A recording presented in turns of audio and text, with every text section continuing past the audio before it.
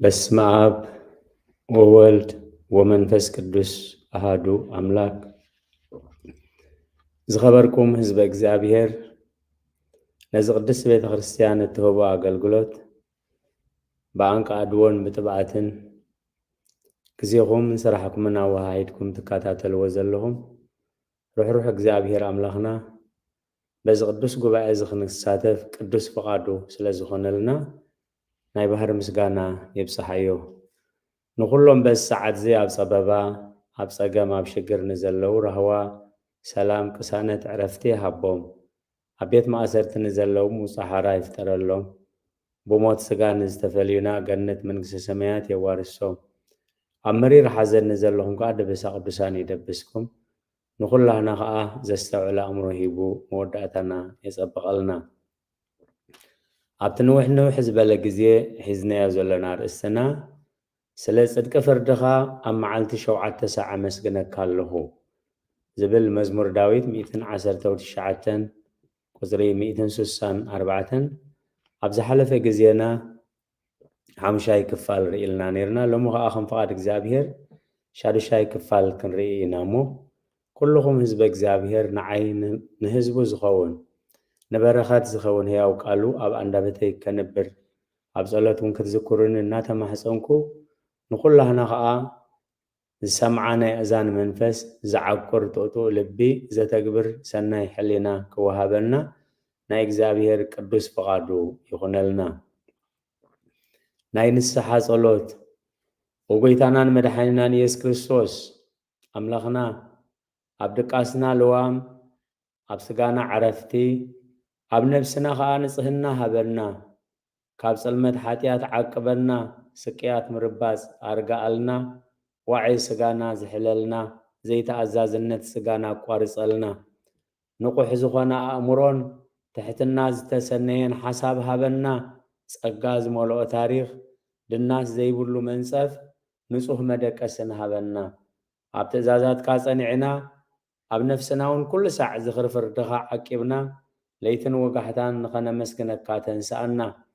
ነቲ ክብረትን ግርማን ዝመልኦ ቅዱስ ስምካ ምስ ሩሕሩሕ ኣቦኻን ህይወት ወሃቢ መንፈስ ቅዱስን ሙሉእ ለይትን ውዳሴን ግርማን ከነብፅሕ ኣኸለና ሎምን ንዘለዓለመ ዓለምን ኣሜን። ስለ ቃላቱ እግዚአብሔር ዝተመስገነ ይኹን። ሎሚ ኣብ እዚ ናይ ሓለዋ ጸሎት ነስተንትኖ መዝሙር ዳዊት 131 እዩ።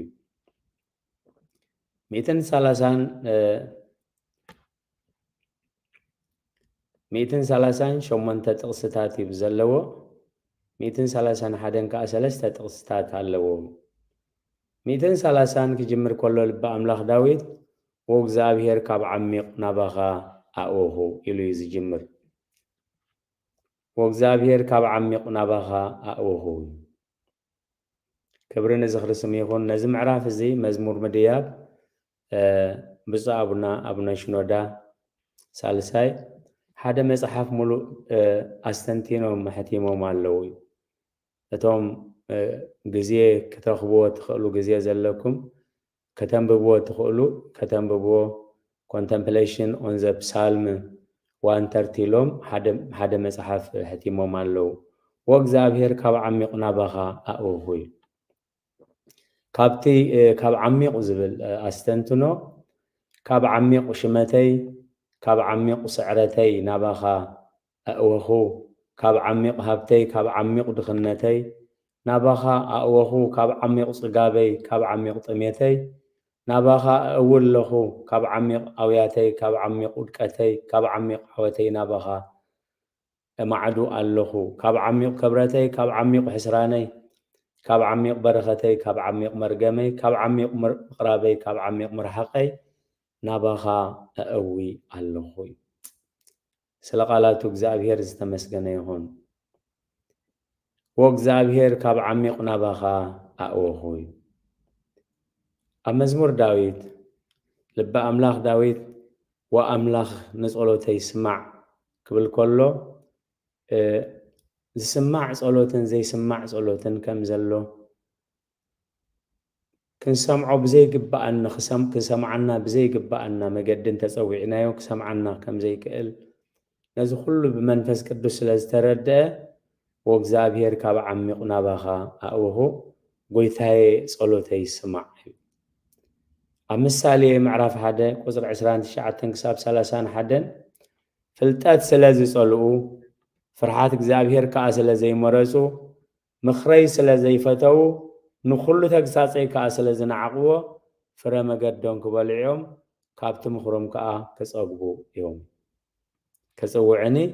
ግን ኣይክምልሰሎምኒ እግዚኣብሔር ይቕረ ይበለልና። እንታይ ዝኽሎ ዝኾኑ ዘይመስሚዑኡ ምኽንያት ኢዝኑ ዝጻንዖ ኢዱ ንምድሓን ርሕቕቲ ኮይና ዘይኮነስ በቲ ክሰምዖ ዝግብኦ ስለ ዘይጸውዕዎ እዩ። ፍልጠት ስለ ዝጸልኡ ፍርሃት እግዚኣብሔር ከዓ ስለ ዘይመረጹ ምኽረይ እውን ስለ ዘይፈተው ንኹሉ ተግሳጸይ ከዓ ስለ ዝነዓቕዎ ፍረ መገዶም ክበልዖም ካብቲ ምኽሮም ከዓ ክጸግቡ እዮም። ክጽውዕኒኦም ግናኸ ኣይክምልሰሎምኒ ኣንጊሆም ክደልዩኒኦም ግን ከ ኣይክረኽቡንን እዮም። እግዚኣብሔር ይቕረ ይበለልና። ወእግዚኣብሔር ኣበሳ እንተተቋጻጸርካስ ጎይታዬ መን ደው ክብል? ኣበሳ እንተተቋጻጸርካ ጎይታዬ መን ደው ክብል? ኣብ መዝሙር ዳዊት 31 ቁጽሪ 19 ክሳብ 21 ነቶም ዝፈርሁኻ ዝዓቖርካሎም ነቶም ኣባኻ ዝምሕፀኑ ኣብ ቅድሚ ሰብ ዘዳለኸዮ ለውሃትካ ክንደይ ዓብይ እዩ። ካብ ውዲት ሰብ ብመሰወርያ ገጽካ ትኽውሎም ካብ ክርክር መልሓስ ኣብ ድንኳንካ ተሓብኦም ኣብ ጽንዕቲ ከተማ ዘደንቕ ሳህሉ ኣርኢኒ እሞ እግዚኣብሔር ይባርኽ። ስለዚ ኣበሳ እንተተቋጻጸርካ ጎይታዬ መን ደው ክብል እዩ። ምክንያቱ ኣብ ቅድሚ እግዚኣብሔር ንጹህ ወላ ሓደ ስለ ዘየለ ኣበሳ እንተተቋጻጸርካ ኣብ ቅድሚኻ ደው መን ክብል ግን ከኢሉ ነቶም ዝፈርሑኻ ዝዓቖርካሎም ነቶም ኣባኻ ዝምሕፀኑ ኣብ ቅድሚ ደቂ ሰብ ዘዳለኻዮ ለውሃትካ ክንደይ ዓብይ እዩ። ካብ ውዲት ሰብ ብመሰወርያ ገጽካ ትኽውሎም ካብ ክርክር መልሓስ ኣብ ድንኳንካ ተሓብኦም ኣብ ጽንዕቲ ከተማ ዘደንቕ ሳህሉ ኣርኢኒ እሞ እግዚኣብሔር ይባረኽ። ኣበሳ እንተተቋጻጸርካ ኣብ ቅድሚኻ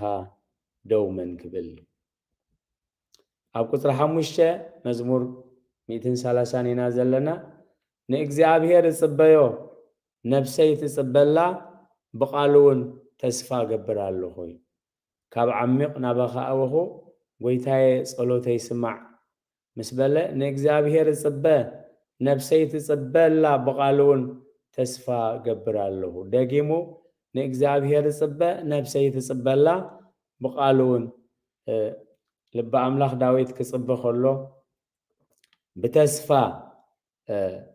ይጽበ ከም ዝነበረ ክንጽበ ከለና ብተስፋ ክንጽበ ከለና ብእምነት ክንጽበ ከለና ብጽንዓት ክንጽበዮ ንእግዚኣብሔር እጽበ ነፍሰይ ትጽበ ቃሉ እውን ተስፋ ብቃሉ እውን ተስፋ ገብር ኣለኹ። ስለዚ ምጽባይን እግዚአብሔር ዝዓዮን ንሕና ዝድንጉ ክመስለና ከሎን ኣብ ዕንባቆም ምዕራፍ 2 ቁጽሪ 2-3 እግዚአብሔር ድማ ተራእይ ንምድብ ጊዜ እዩ ናብ መወዳእታ ይቕልጥፍ ኣሎ ኣይሕስን ካዩ ብርግጽ ክመጽእ ኣይኩድንጉን ድማ እሞ እንተ ደንጎየኳ ተጸበዮ። ስለዚ ብጉያ ክንበብሲ ነቲ ራእይ ጸሓፎ ኣብ ሰለዴታት ቀረጾ ኢሉ መለሰለይ። እግዚአብሔር ኣይድንጉን እዩ ዝደንጎየ እንተመሰለካ ግን ተጸበዮ። ስለዚ እግዚአብሔር መዓስ ዝምለስ ክሳብ መዓስ ኢና ንእግዚአብሔር ክንጽበዮ? እቲ ክሳብ መወዳእታ ዝዕገስ ንሱ ክድሕኒ እዩ። ማቴዎስ 10:22 መወዳእታ ማለት ንሕና ንጽበየሉ ምርሓቕን ምቕራብን ምንዋሕን ምሕፃርን ግዜ ዘይኮነስ መወዳእታ ማለት እግዚአብሔር ዝዓየሉ እግዚአብሔር ክሳብ ዝዓይ በኣምላኽነቱ ናይ ግዜ ጎይታ ስለ ዝኾነ ብግዚኡ ተጠቂሙ ክሳብ ዝዓየሉ እቲ መወዳእታ ንሱ እዩ። ክሳብ መወዳእታ ዝዕገስ ንሱ ክድሕን እዩ። ስለዚ ልበ ኣምላኽ ንእግዚአብሔር ተዓጊሰ ተጸበኽዎ ነፍሰይ ንእግዚአብሔር ትጽበላ ምስ በለ ኣብ ቃሉ እውን ተስፋ ገብር ኣለኹ። ኣብ ቁጽሪ 6 ምዕራፍ እንደዘይጠቂሰ ኣብ ምዕራፍ 130 ኢና ዘለና قصر ترى أنت تقيسه أم عرف 130 نازلنا مالت أب قصر شدشة حلفاتهم وقحتاز صبي حلوتي هو حلفاتهم وقحتاز صبي حلوتي نفسي نكذابير تصبي الله حلفاتهم وقحتاز صبي حلوتي تثبيتو بخمي كمز كقلص خلو أبليت حلواز وسو سبات بسلام كوغ حلوم بزي نايس صلاي تصابو بسلام كوغ حلوم زلوم تسفان نقحاتن تنقاقن قليسو حلفاون جن حلفاتهم وقحتاز صبي حلوتي هو حلفاتهم وقحتاز صبي حلوتي نفسي نكذابير تصبيو الله أب قصر حموشين شوعتن رديئتي نسخائها أب تحت صلال أخنافك حقوس اللهمو أب مدقاسي كذكركا بليتنا نقحكو حاسبكا خلوه نفسي بسبحنا نقول عن تسقب أفيون بخنافر كل مسجانا كمسجنكا أيوه سلقالاتو እግዚአብሔር استماسجنا يكون رديئتي نسخائها كاب عميق نبخا أوهو كاب عميق زقو يلو زلو مخنيات كاب تعميق صقابو كاب تعميق طميتو زمسجنا له زلو مخنيات رديئتي نسخائها أب تحت صلال أخنافكا حقوس اللخوين مزمور داويد سوسان سلسن حموشين شوعتن رديئتي نسخائها أب تحت صلال أخنافكا حقوس اللخمو أمدقاسي كذكركا بليتنا نقحكو حاسب كله نفسي كم بسبحنا نقول عند تسقب أفيون بخنا فرع للتا كمسجنكا سلقالاتو እግዚአብሔር ዝተመስገነ ይሁን ረድኤተይ ንስኻኢኻ ኣብ ትሕቲ ጽላል ኣኽናፍካ እሕጐስ ኣለኹ እግዚአብሔር ንእግዚአብሔር ክጽበዮ ከሎ እግዚአብሔር ከም ዝምልስ እግዚአብሔር ከም ዝርድእ እግዚአብሔር ኣብ ግዚኡን ሰዓቱን ከም ዝዓይ ከም ዘይድንጉ ከም ዘይቅልጥፍ ስለዝተረድአ እዩ ልበ ኣምላኽ ዳዊት ኣብ ትሕቲ ጽላል ኣኽናፍካ ሕጐስ ኣለኹ ኣብ ምድቃሰይ ክዝክረካ ብለይትና ነቓሕኮ ክሓስበካ ከለኹ ነፍሰይ ከም ብስብሕና እንጉዕን ትጸግብ ኣፈይውን ብኸናፍር ዕልልታ መስገነካ ስለ ቃላቱ እግዚአብሔር ዝተመስገነ ይሁን ሎሚ ድቃስ እንተኣቢልና ሎሚ ድቃስ ኣቢናስ መደቀስ ኸኒና ንጥቀም እንተደኣሊና እቲ ቅድስቲ ቤተ ክርስቲያን ዝሰርዐቶ ናይ ሓለዋ ጸሎት ብዘይ ምጥቃምና ብዘይ ምጽላይና ክኸውን ንኽእል እዩ እግዚአብሔር ዘስተውዕሎ እምሮ ይሃበና ሐዋርያ ቅዱስ ጳውሎስ ናብ ኤፌሶን ናብ ጽሓፎ ምዕራፍ 1 ቁጽሪ 7 ክሳብ 10 ከምዚ ይብል ብኡ ብደሙ ምድሓን ማለት ከምቲ ሃብቲ ጸጉዕ ሕድገት ሓጢአት ኣሎና እዩ ከምቲ ብኡ ዝመደቦ ስምረቱ ነቲ ምስጢር ፈቓዱ እናፍለጠና ነቲ ናይ ምልኣት ዘመናት መጋቢነት ኣብ ሰማይ ዘሎን ኣብ ምድሪ ዘሎን ኣብ ክርስቶስ ምእንቲ ክጥቕለልሲ ብኩሉ ጥበብን ብኩሉ ኣእምሮን ነቲ ጸጉዑ ኣባና ኣብሓዞ ብኡ ብደም ምድሓኑ ማለት ከምቲ ሃብቲ ጸጉዑ ሕድገት ሓጢአት ኣሎና ማለት ረድኤተይ ንስኻ ኢኻ ኣብ ትሕቲ ጽላል ኣኽናፍካ ሕጐስ ኣለኹ ዝበሎት ረድኤት ናይ ስጋ ረድኤት ብስጋ ካብ ሓደጋ ስለ ዘድሓኖ ብስጋ ድልየቱ ስለ ዘማልኣሉ ዘይኮነስ እቲ መንፈሳዊ ድሕነት መንፈሳዊ በረኸት ክገልጽ ከሎ ብኡ ብደም ምድሓን ማለት ከምቲ ሃብቲ ጸጉዑ ሕድገት ሓጢአት ኣሎና ከምቲ ብኡ ዝመደቦ ስምረቱ ነቲ ምስጢር ፈቓዱ እናፍለጠና ነቲ ናብ ምልኣት ዘመናት መጋቢነቱ ኣብ ሰማይ ዘሎን ኣብ ምድሪ ዘሎን ኣብ ክርስቶስ ምእንቲ ክጥለልሲ ብኩሉ ጥበብን ብኩሉ ኣእምሮን ነቲ ጸጉዑ ኣባና ኣፍሰሶ ስለ ቃላቱ እግዚአብሔር ዝተመስገነ ይሁን ኣብ ቁጽሪ 8 ንሱውን ንእስራኤል ካብ ኩሉ ኣበስኡ ከድሕኖ እዩ ቲቶ ምዕራፍ 2 ቁጽሪ 14 ኢየሱስ ክርስቶስ ካብ ዓመፃ ዘበለ ምእንቲ ሓራ ከውፅኣና ንርእስናውን ንሰናይ ግብሪ ዝቐንዕ ገንዘቡ ዝኾኑ ህዝቢ ምእንቲ ኸንጽህ ኢሉ ንሱ በጃና ኣሕለፈ ስለ ቃላቱ እግዚአብሔር ዝተመስገነ ይሁን መዝሙር ምድያብ ቁጽሪ 1 ወእግዚአብሔር ልበይ ኣይተዓበየን ኣዒንተይ ከኣልዕል ኣይበላን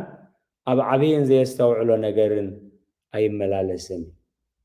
ወእግዚአብሔር ልበይ ኣይተዓበየን ኣዒንተይ ከኣልዕል ኣይበላን أب عبين زي استوعلو نجرن أي ملالسن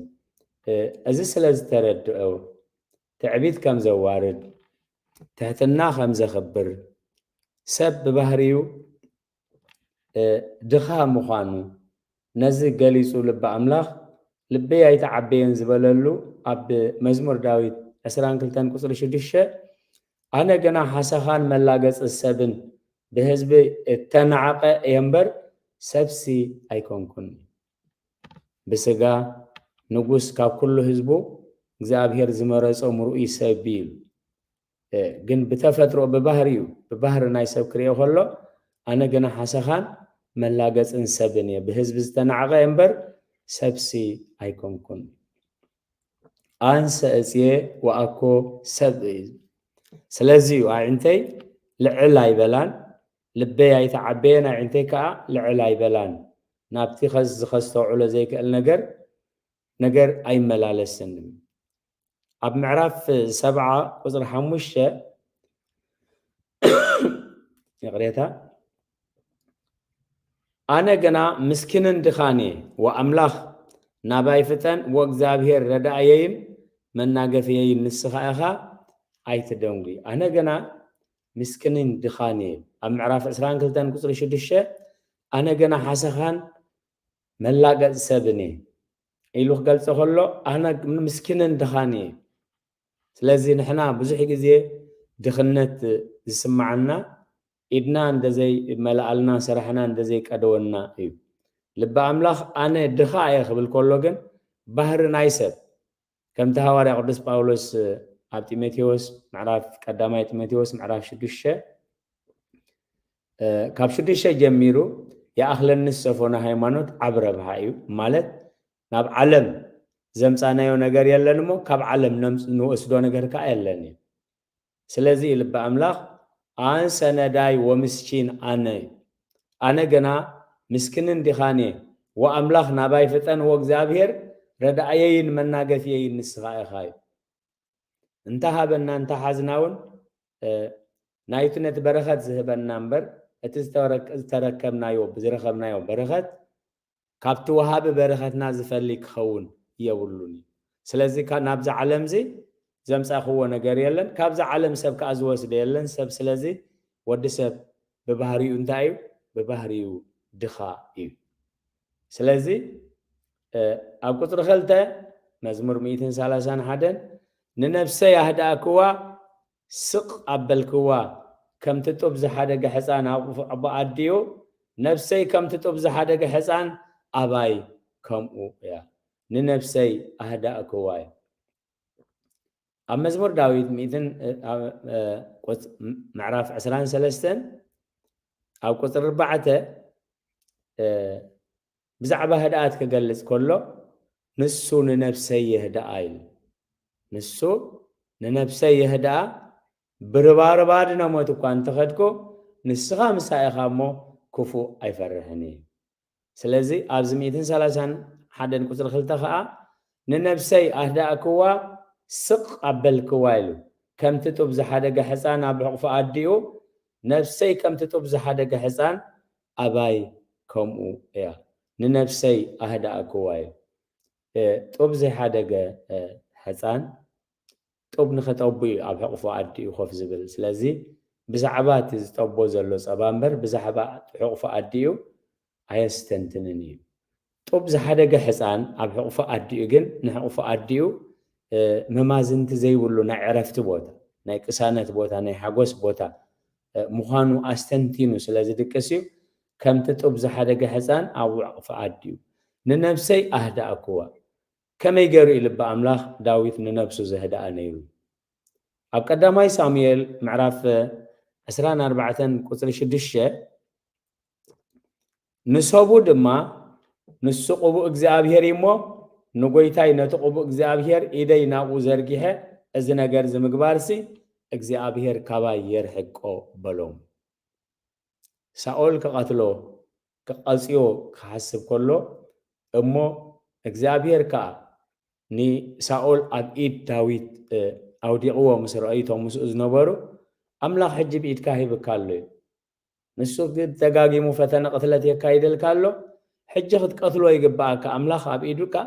هيبكالو مسبلوي لب أملاخ أب قتل شوعته داويد نتوم سبو بزربو عقتهم يبن أب سأول كتنسو دما أي فقد اللومن سأول كأخاب تبعت تنسيو مجدو خدي سلقالاتو እግዚአብሔር ዝተመስገነ ይሁን ስለዚህ እንታይ ዝብልዘሎ ንነፍሰ ያህዳእ ክዋይ ወልታን ኩናትን ሒዙ ክቀትለካ ንዝመፀ ብ3000 ዝኸውን ሰራዊት ተኸቢቡ ዳዊት ኣብ ኢድ ሳኦል እንደዝወድቕ ነይሩ ሳኦል እንታይ ምገበረ ርዱ እዩ ስለዚ እንታይ ኢሉ ንነፍሰ ያህዳእ ክዋይ ንነፍሱ ሃዲኡ ነቶም ምስኡ ዝነበሩ ከህደኦም ከሎ ደጋጊሞም ሕና ክፈዲ كدفعوا وخلوا داويد نتوم سبوا بزربوا عقتهم أب سأول كتوسع دما أي فقد اللومن سأول كأخابت بعتي تنسيو كداي أب قطري قدامي ساميل معرف سران 4 تاني عندنا أب قدامي ساميل سران شدشن كلا أي جزية زخلوا محرات تغير له خلوا كلا أي جزية قتلوا له مسمسه እግዚአብሔር ከአሕሊፉ مسحبو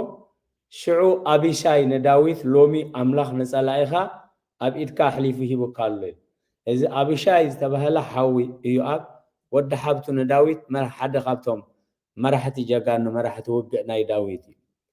سلازي لومي أملاخ نسألائها أب إدكا حليفه بكالله حجها بجها كيدو قومكو حنس أبو خينات مسمدر خلاقبو حدا قان نبولوي داويت قنانا أبي شاي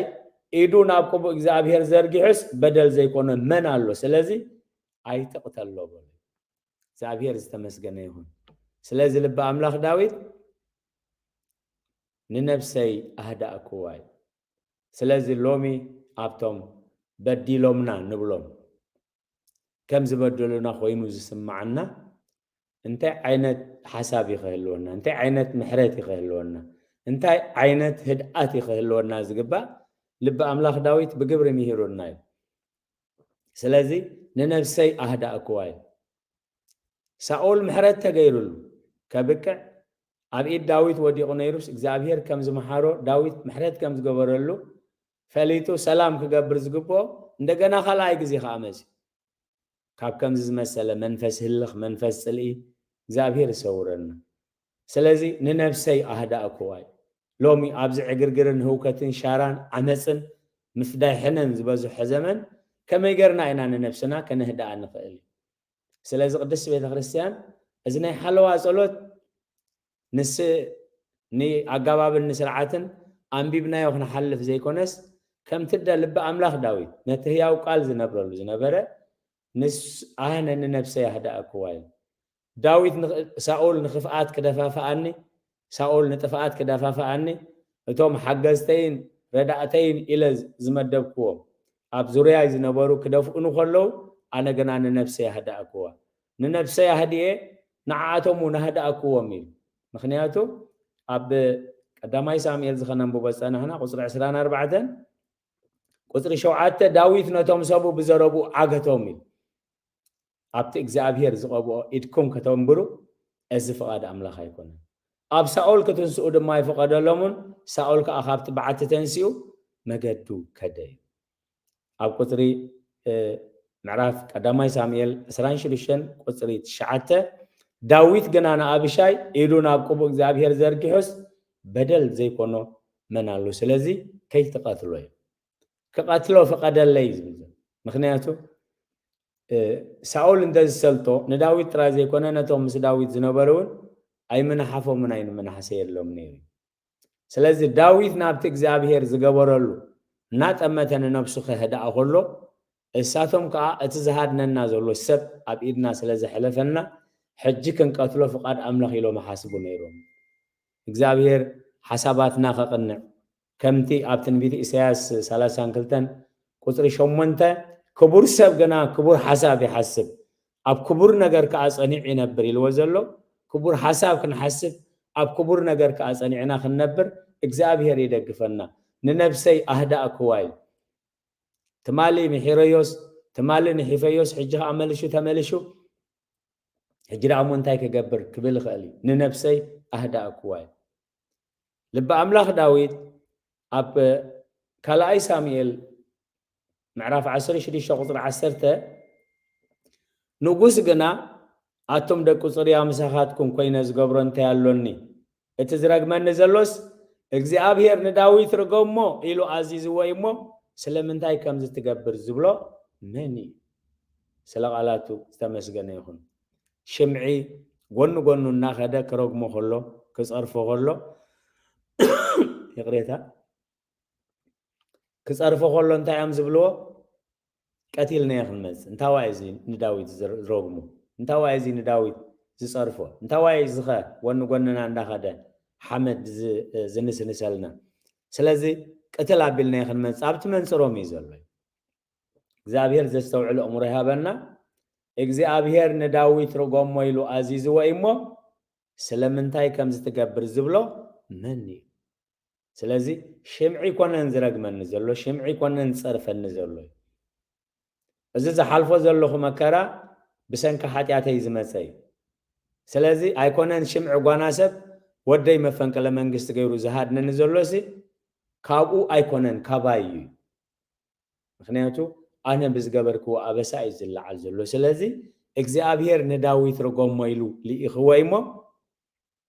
ከይትትንክፍዎ ሽምዒ ቅድሚ ሕጂ ኣይረገመንን ኣይጸርፈንን ድሕሪ ሕጂ ከዓ ክረግመና ኣይክእልን እዩ ሕጂ ግን ብሰንኪ ሓጢኣተይ እግዚአብሔር ኣዚዝዎ ከምዚ ዝመሰለ መንፈስ ከምዚ ዝመሰለ ምርዳእ ከምዚ ዝመሰለ ምስትውዓል ሕጂ እውን እግዚአብሔር ክበና ይከኣሉ ናብቶም በዲሎምና ንብሎም ናብቶም ጸሪፎምና ንብሎም ናብቶም ከምዚ ሓመዩና ዝመስለና ዘይኮነስ ናብ ህይወትና ክንጥምት ናብ ህይወትና ጠሚትና ድኻምና ክንርኢ ሓጢኣት ምስ ኣምላኽ ዘለና ርክብ ክንርኢ እሞ ንነፍስና በዚ መንፅር ከነህዳእ ምእንቲ ንነፍሰይ ኣህዳእክዋ እዩ ንነፍሰይ ኣህዳእክዋ ከምቲ ጡብ ዝሓደገ ሕፃን ኣብ ሕቑፉ ኣድዩ ንነፍሰይ ኣህዳእክዋ እዩ ተደጋጋሚ 3 ግዜ ፈተነ ቅትለት ዝገብረሉ ስለዚ ቅድስቲ ቤተ ክርስቲያን ከነንብቦ ጥራይ ዘይኮነ ከነስተንትኖ ጥራይ ዘይኮነ ብኸመይ ክንነብረሉ ከም ዝግባአና እግዚአብሔር ንቅዱሳኑ ዝገበሮ ድሕነት ኣብ ዳዊት ዝገበሮ ድሕነት ኩናት ሳኦል እናዘከረት ያ ቅድስቲ ቤተ ክርስቲያን ዝኣድሃንኮ ለዳዊት እንኩናት እችት እናበለት ትዝክር ንዳዊት ካብቲ ክፉእ ኩናት ሳኦል ካብቲ ክፉእ ተንኮል ሳኦል ዘነገፍካዮ ስለዚ እግዚአብሔር ንዳዊት ርገሞ ኢሉ ኣዚዝዎ እሞ ከይትትንክፍዎ እዩ ስለዚ ሎሚ ሰባት ክጸርፉና ሎሚ ሰባት ከሓሚናስ እዚ ሕሊና እዚ ክህልወና ይኽእል ዶ ይኸውን ስለዚ እግዚአብሔር ጸረፍዮ ኢሉ ኣዚዝዎ እግዚአብሔር ጸረፍዮ ኢሉ ኣጸረፎ ኢሉ ኣዚዝዎ ይኹም ዝብለኒ ዘሎ እምበር ካብኡ ኣይኮነን ዶ ንብልስ ዋላ ስለምንታይ እገለ ከምዚ ዝብለኒ ንዓይ ስለምንታይ ኣገለ ንዓይ ከም ዝትብለኒ ኣነ እኮ ኣነ እየ ንብሎ እዚ ናይ እግዚአብሔር ኣይኮነን ቶም ናይ ቅዱሳን ሰባት ግን ንነፍሰይ እንታይ ገበርክዋ ንነፍሰይ ኣህዳእክዋ ክብሪ ነዚ ክርስሙ ይኹን መዝሙር ዳዊት 131 ቁጽሪ 3 ኣታ እስራኤል ካብ ሕጂ ንዘለዓለም ብእግዚአብሔር ተስፋ ግበር ስለ ቃላቱ እግዚአብሔር ዝተመስገነ ይኹን ካብ ሕጂ ንዘለዓለም ብእግዚአብሔር ተስፋ ግበር ተስፋ ምስ ግዜን ምስ ኩነታትን ምስ ምንዋሕን ምስ ምርሓቕን ምስ ምሕፃርን ምስ ምንዋሕን ምስ ምርሓቕን ምስ ምቕራብን ዝተሓሓዝ እንተደኣ ኮይኑ ተስፋ ኣይኮነን ምክንያቱ ተስፋ ማለት ኣብቲ ተስፋ ዘይብሉ ዝመስል ተስፋ ምግባር እዩ ስለዚ ካብ ሕጂ ንዘለዓለም ብእግዚአብሔር ተስፋ ግበር እዩ ኣብ ፀበባ ኮነ ኣብ ራህዋ ኣብ ጥሜት ኮነ ኣብ ጽጋብ ኣብ ሽመት ኮነ ኣብ ስዕረት ኣብ ክብረት ኮነ ኣብ ውርደት ተስፋ ኣይቅየርን እዩ ግዜ ዝረኸብኩም ክትርእይዎ ፖፕሽኖዳ ዘ ላይፍ ኦፍ ሆፕ ኢሎም ብዛዕባ ተስፋ ሓደ ሙሉእ መጽሓፍ ጽሒፎም ኣሎ ስለዚ ካብ ሕጂ ንዘለዓለም ብእግዚአብሔር ተስፋ ግበር ኣብነት ገይሩ ንነፍሰይ ኣህዳእክዋ ንነፍሰይ ስለ ዘህዳእክዋ ናብቲ ዳዊት ሳኦል ዝጥምተል ዝውርውሮ ዝነበረ ፍላጻ ስለ ዘይጠመትኩ ናብቲ ዳዊት ዝገብሮ ዝነበረ ሕነ ስለ ዘይፈደኹ ክፈዲ ስለ ዘይበልኩ እግዚአብሔር ንነፍሰይ ኣህዳእክዋ ምስ በለ እምበኣር ካብ ሕጂ ንዘለዓለም ብእግዚአብሔር تسفى قبر سلقالات እግዚአብሔር ተመስገነ ይሁን ስለዚህ እዚ ናይ ሓለዋ ጸሎት መብዛሕትኡ ግዜ ገዳማውያን አቦታትና ካብ ጓንድ ቃ ዘሎ ክሳብ ፍርቂ ለይቲ ዝጥቀሙሉ እዩ ምክንያቱ ኣብቲ ግዜ እዚ እቲ ዝኸፍአ ናይ ተጻብኦ ኣጋንንቲ ናይ ሓሳባት ናይ በሓሳባት ዝዋግኦም ኩናት ስለ ዝኾነ ነዚ ዝስዕሩሉ ከዓ እዚ ኣገባብ ጸሎት ዝተዋሂቡ እዩ ስለዚ ካብ ሕጂ ንዘለዓለም ብእግዚአብሔር ተስፋ ግበር እዩ ኩነታት ከብእስ ኩነታት ክደጋገም ይኽእል እዩ ዳዊት መጀመርያ ሳኦል ፈተነ ቅትለት ምስ ገበረሉ እሞ ምሕረት ምስ ገበረሉ ዳዊት ሳኦል ብድሕሪኡ ካልኣይ ግዜ ንዳዊት ክቀትሎ ክመጽእ ኣይነበሮን እዩ ግን መጽእ ኣነ ቀትሎ እንዳሓሰብኩ ምሕረት ገይርለይ ኣነ ብኢደይ ከእትዎ እንዳሓሰብኩ ግዳይ ክገብሮ እግዚአብሔር ግን ኣብ ኢዱ ሕሊፉ ይብን ስለዚ እግዚአብሔር ንዳዊት ክትንክፎ ፍቃድ ኣምላኽ ኣይኮነን እግዚአብሔር ኣብ ቅድሚ ዳዊት ተሰዓሪ ተማራኺ ዝገብረኒ ዘሎ ኢሉ ኣስተውዒሉ ሃዲዩ ክንሳሕ ምተገበኦ እዩ ስለዚ ዝኸበርኩም ህዝበ እግዚአብሔር ሎሚ በቲ ናይ ትማሊ እግዚአብሔር ዝገበረልና ዓወት ኮነ ውድቀት በቲ ትማሊ እግዚአብሔር ዝገበረልና ደገፍ ኮነ ተጻብኦ ተረዲና ደው ኢልና ክንሓስብ ደው ኢልና ክነስተውዕል ካብዚ ናይ ዳዊት ታሪክ ንመሃሮ እዩ ስለዚ ካብ ሕጂ ንዘለዓለም ብእግዚአብሔር ተስፋ ግበር እዩ ስለዚ ተስፋ ክለዓል ከሎ ኩሉ ግዜ ዳርጋ መብዛሕትና ኩላህና ንፈልጣ ኣብ ሮሜ ምዕራፍ 12 ቁጽሪ 12 እዩ ብተስፋ ተሓገሱ ብጸበባ ተዓገሱ ጸሎት ኣዘውትሩ እዩ ካብ ሕጂ ንዘለዓለም ብእግዚአብሔር ተስፋ ግበር ከመይ ተስፋ ማለት ኣብቲ ተስፋ ዘይብሉ ዝመስል ነገር ተስፋ ምግባር እዩ ዳዊት ነዚ ኩሉ ዝዕገሶ ዘሎ ኣቤሴሎም ዝተባህለ ወዱ መፈንቅለ መንግስቲ ገይሩሉ ለይትን መዓልትን ኣበይ ሓዲሩ በይ ውዒሉ እናበለ ነብኡ ቀቲሉ ንጉሰ ነገስቲ ክኸውን ላዕሊ ታሕቲ ኣብ ዝብለሉ ግዜ እዩ ብከምዚ ዓይነት ህድኣት ይሓልፍ ነይሩ ክብሪ ነዚ ክርስሙ ይኹን ሎሚ ዳ እንታይ እዩ ዘይጨንቀና ሎሚ ዳ እንታይ እዩ ብሕማም ዘብፅሓና ካብዚ ናይ ዳዊት ዝኸፍአ ጸበባ ካብዚ ናይ ዳዊት ዝበዝሑ ጸላእቲ ካብዚ ናይ ዳዊት ዝበዝሐ መከራ ስለ ዝበፅሐና ድዩ ኣይፋልን እዩ ንኹነታትናን ንጉዳይናን ንሓጢኣትናን ነቶም ዝጻብኡናን ብዓይኒ እግዚአብሔር ስለ ዘይንጥምቶም بعين እግዚአብሔር ስለ ዘይንጥምቶ እቲ ቀሊል ከቢድ ኮይኑ ይስማዓና እቲ ረባ ርሑቕ ኮይኑ ይስማዓና እቲ ጥዑም መሪር ኮይኑ ይስማዓና እሞ ሽዑ ኩሉ ህይወት ይምስቀልቀል ይብል ንበልዖ እንጀራ ንጥዕና ኣይከውንን ንሕዞ ገንዘብ ንበረኸት ኣይከውንን ኣብ ህይወትና ዕልዋም ዕረፍቲ ኣይንረክብን ኩሉ ግዜ ቀጨውጨው ዝመልኦ እዩ እቲ ልስሉስ ዓራት ክርኳሕ ይኸውን እዩ ምክንያቱ እግዚአብሔር ዘይብሉ ኩሉ ነገር የለን እግዚአብሔር ዘለዎ ኸ ኩሉ ነገር ኣለዎ ክብሪ ንዝኽሪ ስሙ ይኹን ካብ ሕጂ ንዘለዓለም ብእግዚአብሔር ተስፋ ግበር ኩነታት ተስፋ ዘይብሉ ክመስል ይኽእል እቲ ንሕና ንጽበዮን ዕድሜናን ዘይፍቅድ ክኸውን ይኽእል እቲ ንሕና ንጽበዮን ንሕና ንደልዮን ኩነታት ዘይፍቅድ ክኸውን ይኽእል እግዚአብሔር ግን እሙን እዩ እግዚአብሔር ግን ብኩነታት ዝዕገት እግዚአብሔር ብዘመን ዝዕገት እግዚአብሔር ብግዜ ዝዕገት ኣይኮነን ክብሪ ንዝኽሪ ስሙ ይኹን ብእግዚአብሔር ተስፋ ግበር እዩ ስለዚ ኣዴና ሳራ ነዚ ተስፋ እዚ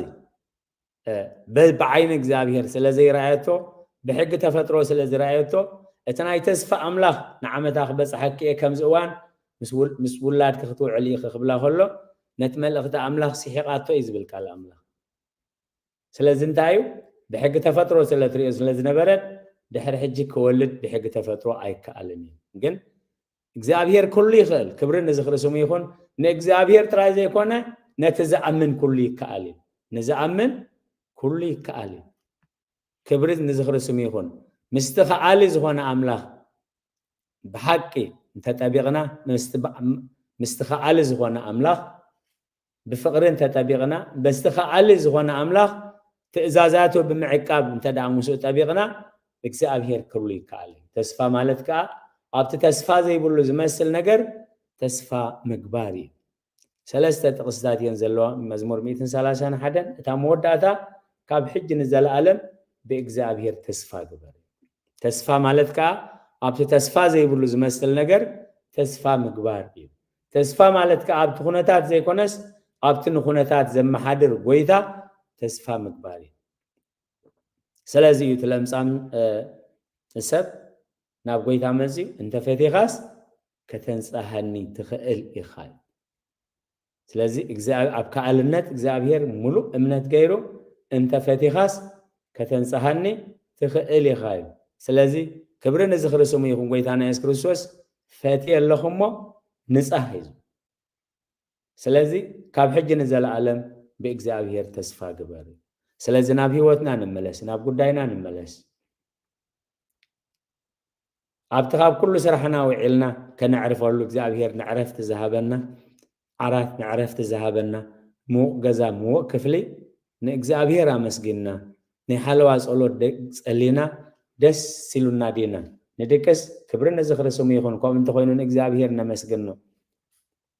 كاب تقولس أمانة مسينا مشيت دكاس انت حرزابيرنا خوينو أب دكاسنا زيد الله حسابات زواج أننا انت خوينو أب دكاسنا دكاس أبي الناس بمدهاني بخنينا ندكس انت دعالينا أتسأجا من تعيلومي كنستنتوني لب أملاح جن مزخول لمكرو كم تطوب زحادة حسانيل بعال ساول كهرنو بعال أبي سيلوم كهرنو خلو توم أمونات أما خرط زنبرو أما خرطي أبي سيلوم كوينو نبخا خيط قتلكا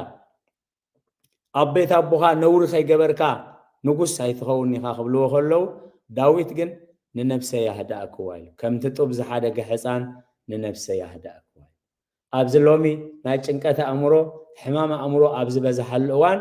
أبيد أملاخ مبار هدأت هالو أبيد أملاخ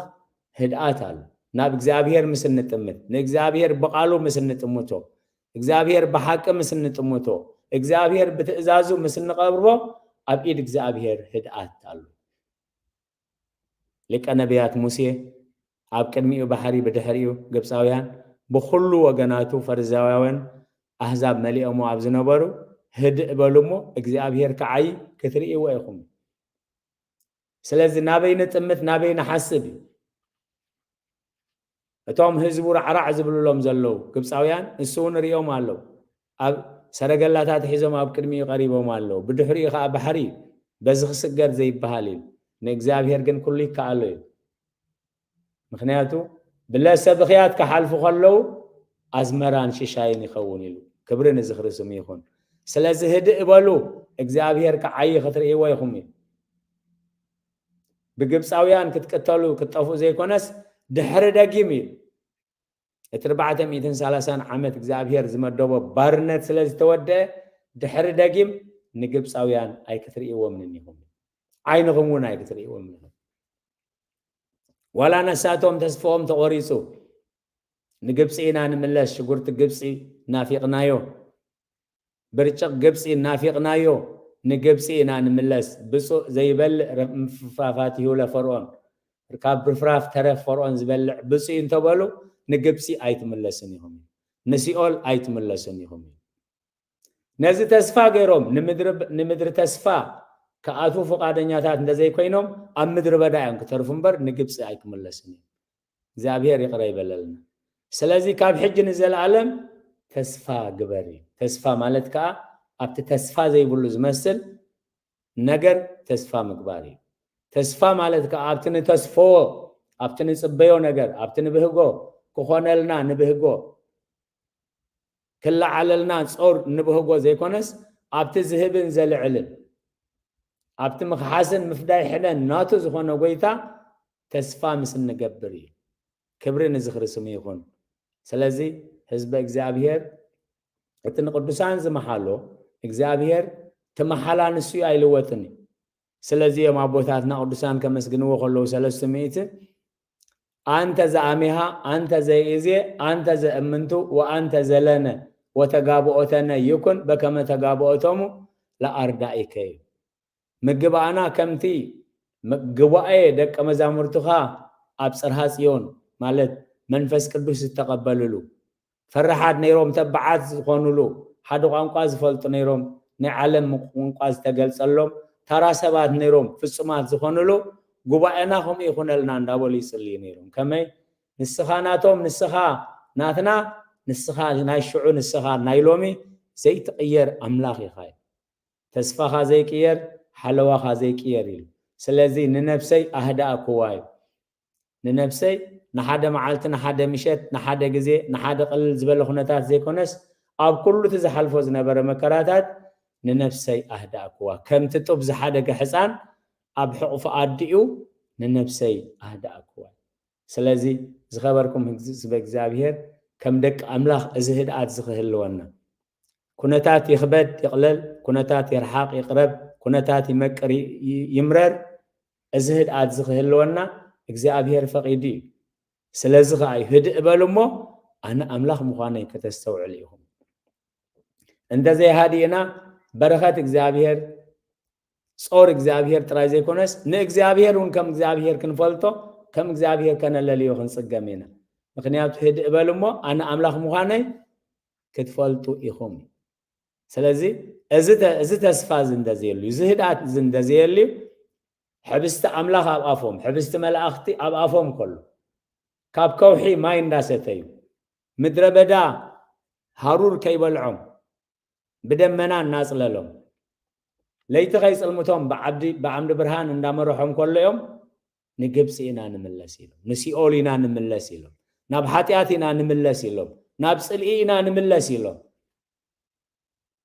زابير زستوعل الأمور يهبنا سلازي نجبس مملاس نايتو محمد راز نبردو سبات راي كرنا خين وصلو كومن تدا غير خوي زردانا خوينو اتزخف تاريخنا نفسمي سلازي ناب جبسينا نملس مالت لومي مريچانا كاب صدق حاتيات تخوينو كاب فقر صلئن تخوينو كاب صلوت حاميت انت خوينو كاب مسغانا مغرمرام تدا خوينو لوم انتاي نبلالنا نجبس خن ملسينا نسيول كن ملسينا ناب جزءات سيطان كن ملسينا سلازي لبا أملاخ لك نبيات موسى جن نجبس أويان ندحر حج نزل عالم أي ثري ومنهم نمدر تسفام اتافو آدن ياند زي كنكم أبز مدر بدأ يروسياتاتكم كتر فيل إجزابير زستوعل أمور هذا زبنا هدات زتفو ناي وش هدات زتفو ناي سدرابيت هدات زتفو ناي بيت خريستيان هدات زتفو هوكاتن عقرقرن شاران عمسن زبازح اوهان زغونو لومي هدات كدلينا هدات اتخاب زابير زمس حقنيا هدات لب املاخ داويت كستنتن كله ننفسي اهدا كواي سلازي بتز حلفوز نبره هدات كميغري كهدك كيل انا اندز خون انا حج لوم اندز خونمو زفقرو سب ز امنو سب فتنا قتلت اندز كايد ليمو انا محرد اندز قبرلو كلاي غزي قتلن اندز مس انا انتاي مغبركم منبل كميغرو እግዚአብሔር نداويت ناي هدات صقا خمزهبو ننفسي اهداكوا كم تطب زحدق حصان اب حقف اديو نفسي اب እግዚአብሔር هادي الله كبرن زخر سمي يكون بسلام اجميرو بسلام زفصمنا كبر مسغانا يبصحيو نملخ تقدس بيت كريستيان صنيلكم سلسمعكمو ابتغبرو صلوت እግዚአብሔር يسمعكم صقا بيتانان مدحنا نيس كريستوسن فقره املاخن حبرت منفس قدوسن ابصرها سيون ابلع القدسان ابوتاتنا حواريات كم زورده حجونا ابلعلينا ابلعلو كلهم عصفن دربن كوين يرد سلا قالاتو እግዚአብሔር استمسكنه